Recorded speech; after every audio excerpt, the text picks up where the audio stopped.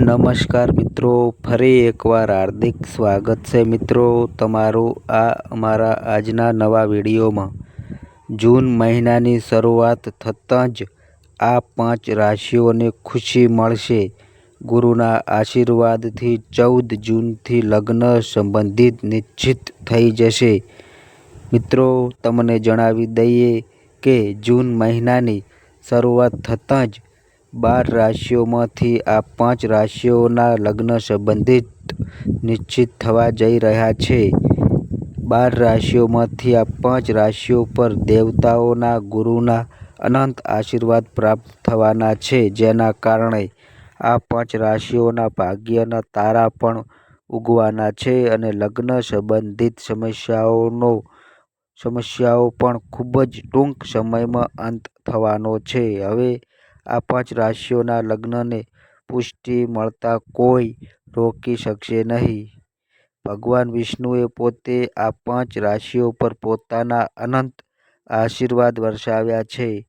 મિત્રો તમારે આ વિડીયો અંત સુધી જોવો જોઈએ, કારણ કે આ વિડીયો તમારા બધા લોકો માટે ખૂબ જ ખાસ બનવાનો છે। મિત્રો તમને જણાવી દઈએ કે જ્યોતિષની દ્રષ્ટિએ જ્યારે લગ્ન યોગ બને છે ત્યારે લગ્ન મુલતવી રહેવાને કારણે વિલંબિત થઈ જાય છે। તેઓ લગ્નને લઈને ખૂબ જ ચિંતિત થઈ જાય છે। મિત્રો લગ્નમાં વિલંબ થવાનું એક કારણ બાળકોનું માંગલિક પણ છે। મિત્રો તેમના લગ્ન યોગ 27, 29, 31, 33, 35 અને 37મા વર્ષમાં બને છે। જો યુવક યુવતીઓના લગ્નમાં વિલંબ થાય છે તો તેમના ગ્રહોની સ્થિતિ જાણીને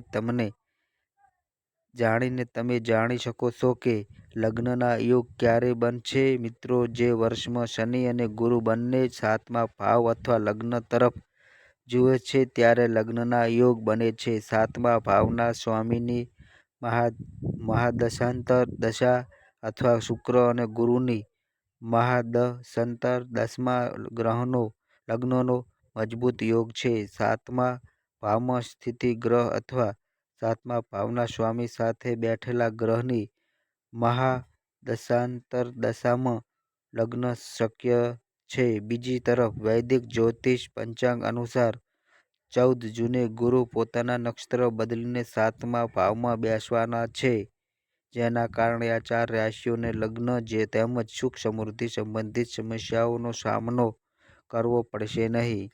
મિત્રો વૈદિક જ્યોતિષમાં ગુરુ ગ્રહને સમૃદ્ધિ, જ્ઞાન, વૈભવ, આધ્યાત્મિકતા, જ્યોતિષ અને સન્માનનો કારક માનવામાં આવે છે। તેથી જ્યારે પણ ગુરુની ગતિમાં પરિવર્તન આવે છે ત્યારે તેનો આ ક્ષેત્રો પર ખાસ પ્રભાવ પડે છે।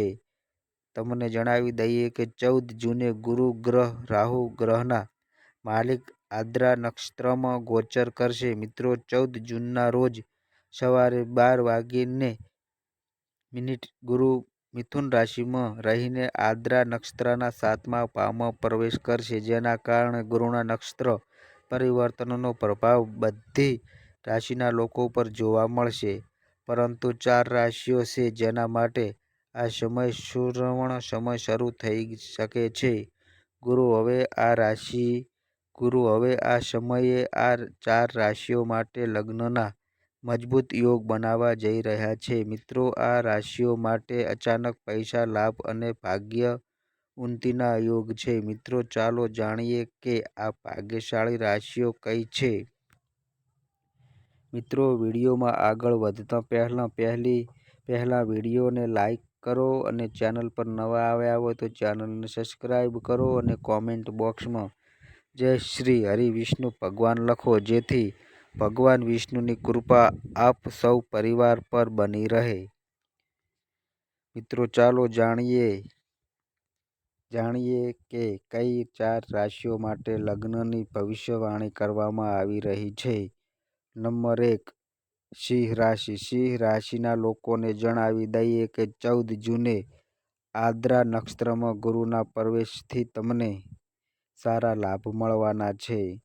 મિત્રો, આ સમય દરમિયાન ભગવાન વિષ્ણુ અને ગુરુ મળીને સિંહ રાશિના લોકો માટે લગ્ન માટે શુભ યોગ બનાવવા જઈ રહ્યા છે, જેના કારણે તમારા ઘરમાં ખુશીનું વાતાવરણ બનવાનું છે. તમારી લગ્ન સંબંધિત સમસ્યાઓનું નિરાકરણ આવી શકે છે. મિત્રો, ઉપરાંત ભગવાન વિષ્ણુના આશીર્વાદથી તમારા ઘરમાં શુભ કાર્યક્રમનું આયોજન થઈ રહ્યું છે. ગુરુના શુભ પ્રભાવથી તમારા ઘરમાં નવા સંબંધો આવવાનું શરૂ થઈ શકે છે. મિત્રો, જે લોકો તેમના લગ્ન જીવનમાં સમસ્યાઓનો સામનો કરી રહ્યા છે, તેમની સમસ્યાઓ હવે સમાપ્ત થઈ શકે છે. મિત્રો, 14 જૂનથી તમારા માટે સુવર્ણ સમય શરૂ થવાનો છે. મિત્રો, આ સમયનો પૂરો લાભ લો અને સમયને તમારા હાથમાંથી જવા ન દો. નંબર 2, મિથુન રાશિ. મિથુન રાશિના લોકોને જણાવી દઈએ કે 14 જૂનથી લગ્ન શરણાઈ તમારા ઘરમાં સ્થિર થઈ શકે છે. મિત્રો, ગુરુ અને ભગવાન વિષ્ણુના આશીર્વાદથી તમારા લગ્ન માટે શુભ યોગ બનવાના છે, જેના કારણે હવે તમારા જીવનમાં ખુશીઓ દસ્તક દેવાની છે. હવે તમારો સારો સુવર્ણ સમય શરૂ થવાનો છે. ભગવાન વિષ્ણુના આશીર્વાદથી હવે તમારા જીવનમાં શુભ કાર્યો થવાના છે. જે લોકો લાંબા સમયથી લગ્ન માટે કન્યા શોધી રહ્યા હતા, તેમનું સ્વપ્ન હવે પૂર્ણ થવાનું છે. મિત્રો, 14 જૂનથી તમારી પારિવારિક મુશ્કેલીઓ પણ દૂર થવાની સંભાવનાઓ છે. મિત્રો, આ સમયનો સંપૂર્ણ લાભ લો. નંબર 3, કર્ક રાશિ. કર્ક રાશિના લોકોને જણાવી દઈએ કે 14 જૂને આદ્રા નક્ષત્રમાં ગુરુનો પ્રવેશ તમને સારા લાભ આપવાનો છે. મિત્રો, આ સમય દરમિયાન તમારા લગ્નની સ્થિતિ ખૂબ જ મજબૂત બનવાની છે. ભગવાન વિષ્ણુની કૃપાથી 14 જૂનથી તમારા લગ્નની પ્રબળ શક્યતાઓ બનવાની છે. લગ્ન માટે ઇચ્છિત જીવનસાથી મેળવવાની તમારી ઈચ્છા પૂર્ણ થઈ શકે છે.